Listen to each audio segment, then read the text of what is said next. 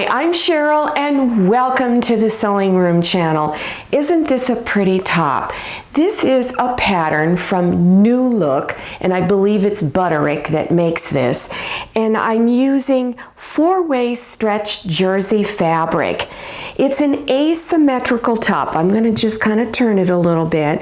You'll see one side is a little longer than the other, and it has this special little fold right here. This is a very basic top. So why don't we take a closer look at the pattern envelope. This is a simplicity pattern. They call it New Look. These are very basic patterns, and they are for beginners. The pattern number is 6556. The sizes in this pattern range from extra small to extra large. I'm going to be demonstrating view C, except that I'm going to use the shorter sleeves. So you can make this top without the sleeves, with shorter sleeves, or the 3/4 length sleeves. If you do not know how to read a pattern for making clothing, check below your YouTube screen for a video link that will take you to my tutorial on how to read a pattern. So as I said earlier, this ranges from extra small all the way over to extra large. So you look for the size that suits you. It'll give the body measurement. So please measure your body. It doesn't always correspond with what you buy in the store. So make sure you read those and find the measurement that is closest to yours. Then it'll list the amount of yardage depending on your size and what view you are going to be making. Here's the layout that I am using. So it tells you how to lay your fabric out according to the amount of yardage and what pattern piece you're using. So this is for view C. Because this fabric is a stretch knit, make sure it's not pulling in any one particular direction when you are laying out your pattern pieces. I've got one laid out now. I have little weights here that I got at Home Depot, and I've placed them around. I don't like to pin my patterns because it's very difficult. Things get distorted, but by using weights, it's much easier. I also use a rotary cutter to cut on the line, so you can use scissors or a rotary cutter.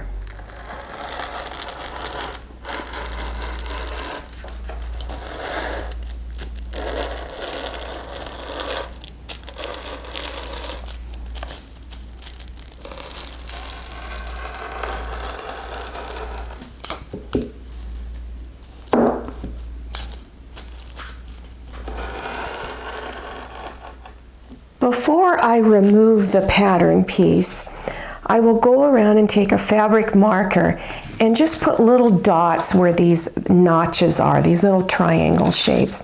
And I'll just put a little dot there, because remember, these are used for matching your pieces together. This is pattern piece number 5. It's the front section. Before you remove your pattern off of your fabric, there's 2 lines that are very important that you mark on your fabric.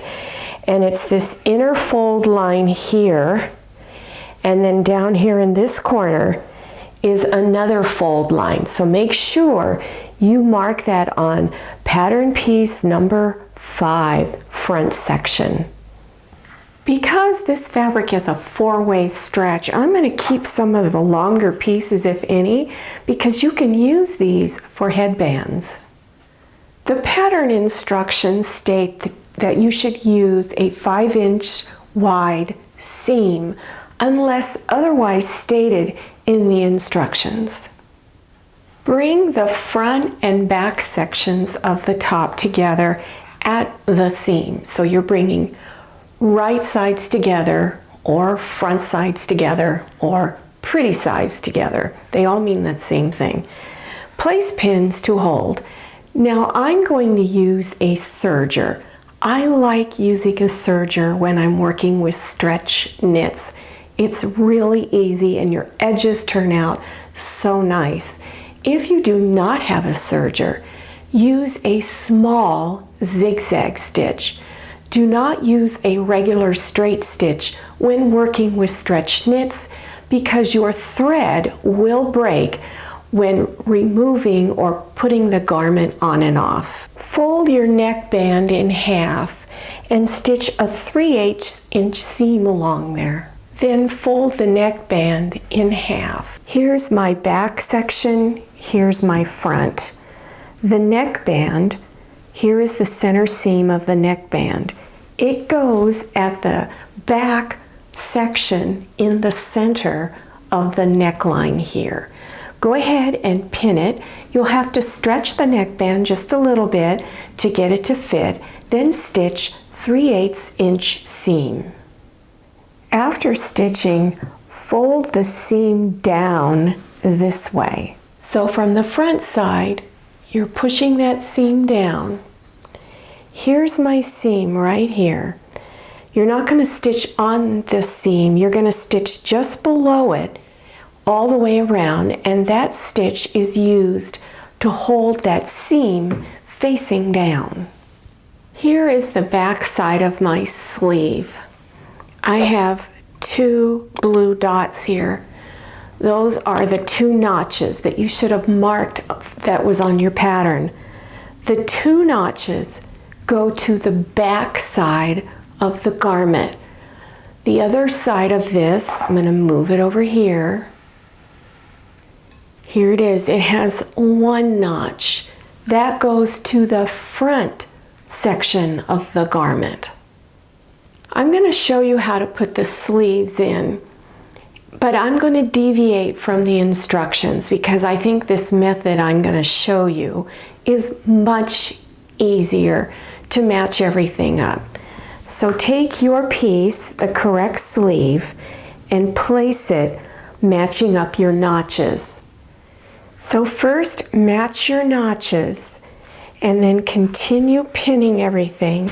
And you might have to ease it in. It might be to where you have to slightly stretch the fabric as you stitch, but go ahead and stitch 5/8 inch seam. I'm using a serger, so I only need to go around this seam just once. In the instructions, if you're using a regular zigzag stitch, then follow the instructions that are in your instruction sheet. Here's my sleeve, and here's the back section. And I'm going to show you how to close up your armhole area and stitch this side seam that has that fold in it. So make sure from pattern piece number 5, you marked those 2 fold lines on your fabric. So now I'm going to close the sleeve. So I'm going to bring these 2 sides right here together. So go ahead and pin your arm section right here closed. Now bring the front section and place it over the back. Line up this end of the shirt, and here is that 1 diagonal line that I have drawn here. I used my fabric markers, kind of blue. I don't know how well you can see it, but it's right here.